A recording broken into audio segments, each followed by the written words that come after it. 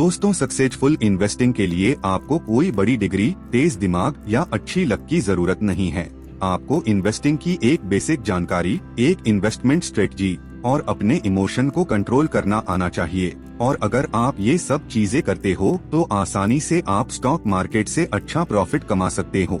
दोस्तों, Benjamin Graham द्वारा लिखी बुक द इंटेलिजेंट इन्वेस्टर पढ़ने में तो थोड़ी बोरिंग है, लेकिन इसको इन्वेस्टिंग के फील्ड में वाइब्रेल कहा जाता है, क्योंकि इस बुक के हर पेज में टाइमलेस इन्वेस्टिंग विजडम छुपा हुआ है।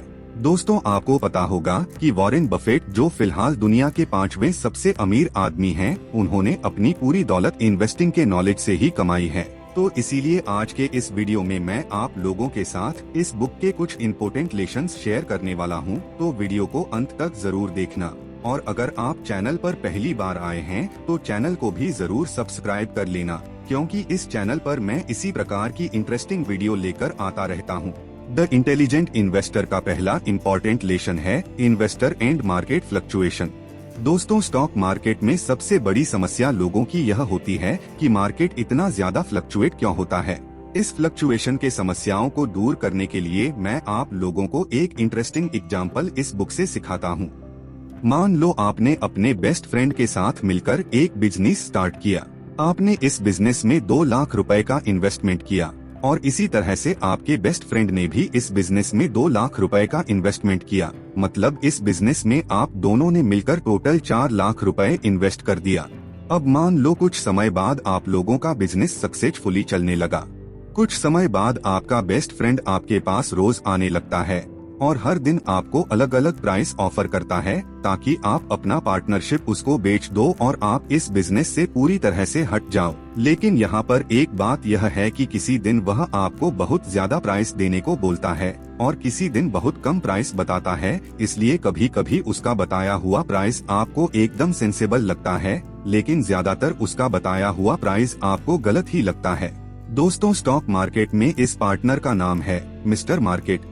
अगर आप होशियार हो तो आप इस बिजनेस पार्टनर के साथ क्या करोगे?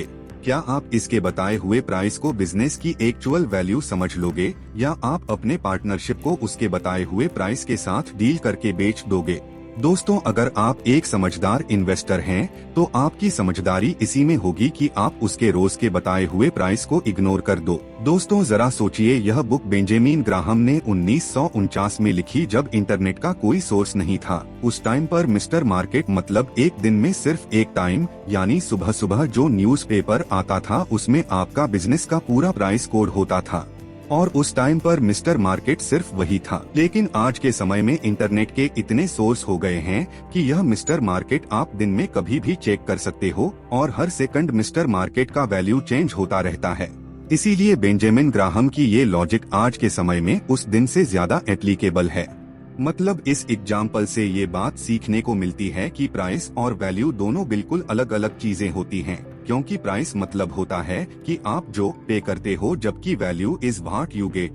आपको प्राइस पर सिर्फ तभी फोकस करना है जब आप कोई ट्रांजैक्शन करते हो। बाकी टाइम आपको उस बिजनेस से क्या वैल्यू मिलती है, आपको सिर्फ इस चीज पर फोकस करना है। Lesson number 2, investment versus speculation. दोस्तों, ज्यादातर इन्वेस्टर स्टॉक मार्केट में सिर्फ अपना अनुमान लगाते हैं। दोस्तों, जब स्टॉक मार्केट में कोई भी व्यक्ति शेयर खरीदता है तो लोग उसे तुरंत इन्वेस्टर समझ लेते हैं, चाहे उसने अपने इन्वेस्टमेंट से पहले कोई रिसर्च की हो या नहीं। लेकिन उसके स्टॉक खरीदने मात्र से लोग उसे इन्वेस्टर समझ लेते हैं, और यही कारण है कि 90% लोग स्टॉक मार्केट में अपने पैसे लॉस करके बैठ जाते हैं। इसका रीजन है कि जब कोई भी व्यक्ति अपने अनुभव से किसी स्टॉक में पैसा लगाता है और उससे प्रॉफिट कमाता है, तो अगली बार और भी ज्यादा पैसे मार्केट में लगा देता है। यह तब तक होता है जब तक उसका लक साथ देता है।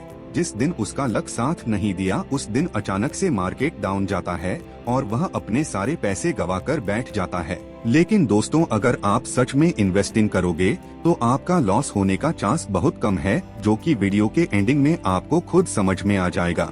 क्योंकि बेंजामिन ग्राहम के हिसाब से किसी कंपनी में इन्वेस्ट करने के लिए आपको ये 3 बातें पता होनी चाहिए। सबसे पहली चीज है थोरो एनालिसिस। मतलब आपको किसी भी स्टॉक में इन्वेस्ट करने से पहले उसके बिजनेस के बारे में समझना चाहिए।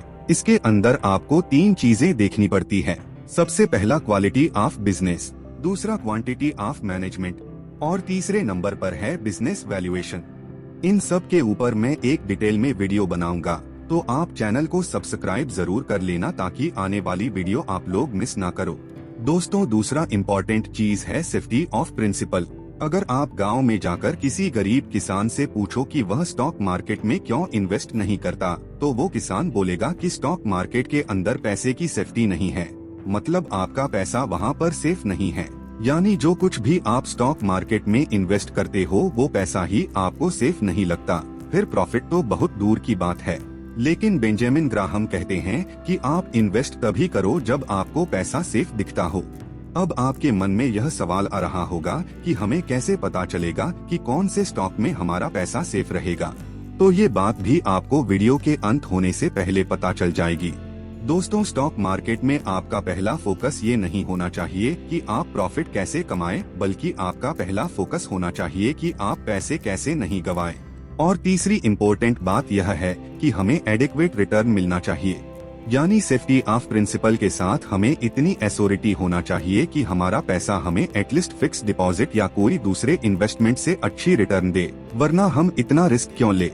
तो दोस्तों, ओवरऑल मतलब यह है कि आपको उस स्टॉक के बिजनेस की पूरी जानकारी होनी चाहिए, आपको ये सेटिस्फेक्शन होना चाहिए कि आपका पैसा सेफ है, और आपको यह पता होना चाहिए कि आपको कब और कितना रिटर्न मिलेगा।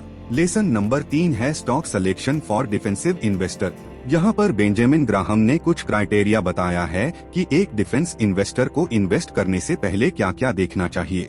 नंबर 1, आपको हमेशा बड़ी और पुरानी कंपनियों में अपने पैसे इन्वेस्ट करना चाहिए, क्योंकि छोटी और न्यू कंपनियां ज्यादा रिस्की होती है। नंबर 2, कंपनी की मार्केट वैल्यू उसके टोटल लोन से ज्यादा होना चाहिए। नंबर 3, पिछले 10 साल में कंपनी को हर साल कुछ न कुछ प्रॉफिट होना चाहिए। नंबर 4, ये इम्पोर्टेंट क्राइटेरिया है कि कंपनी ने पिछले 20 सालों में हर साल कुछ न कुछ डिविडेंड पे किया हो। नंबर 5, कंपनी का प्रॉफिट हर साल कुछ न कुछ बढ़ते रहना चाहिए, कंपनी को पिछले 20 सालों में कोई लॉस नहीं होना चाहिए। नंबर 6, कंपनी का करंट प्राइस उसके पिछले 3 साल के एवरेज अर्निंग से 15 गुना या उससे ज्यादा नहीं होना चाहिए, वरना आप उस स्टॉक को बहुत महंगा खरीद रहे हो। लेसन नंबर 4 है मार्जिन ऑफ सेफ्टी। फाइनली, जब आपने रिसर्च करके एक अच्छी कंपनी ढूंढ ली, अब आपको उसके प्राइस के ऊपर ध्यान देना चाहिए कि क्या आप उस स्टॉक को महंगा तो नहीं खरीद रहे हो। मार्जिन ऑफ सेफ्टी का मतलब यही है कि आपको उस स्टॉक को तभी खरीदना चाहिए जब उसका प्राइस आपके कैलकुलेट प्राइस से भी कम हो। जैसे अगर आपने किसी स्टॉक का प्राइस 100 रुपए कैलकुलेट किया है, तो उसको तभी बाय करो जब वह स्टॉक आपको 60 से 70 रुपए में मिल रहा हो। अगर आपके कैलकुलेशन में कुछ गड़बड़ हो तो मार्जिन ऑफ सेफ्टी काम आएगी। दोस्तों, जब आप इन सारे रूल्स को होनेस्टली फॉलो करोगे, यानी बिजनेस की रिसर्च प्रॉपर करोगे, मार्जिन ऑफ सेफ्टी यूज करोगे और लेसन नंबर 3 में बताए गए सारे रूल्स फॉलो करोगे, तो हो सकता है आपको थोड़ा बहुत लॉस देखने को मिले, लेकिन लॉन्ग टर्म में हमेशा आपको अच्छा रिटर्न मिलेगा। तो दोस्तों, आज के वीडियो में सिर्फ इतना ही। कैसी लगी वीडियो कमेंट में जरूर बताएं, और इस वीडियो से अगर आपको कुछ सीखने को मिला हो तो वीडियो को जरूर लाइक करें, और अगर चैनल पर आप पहली बार आए हैं तो चैनल को भी जरूर सब्सक्राइब करें, क्योंकि इस चैनल पर मैं इसी प्रकार की इंटरेस्टिंग वीडियो लेकर आता रहता हूं।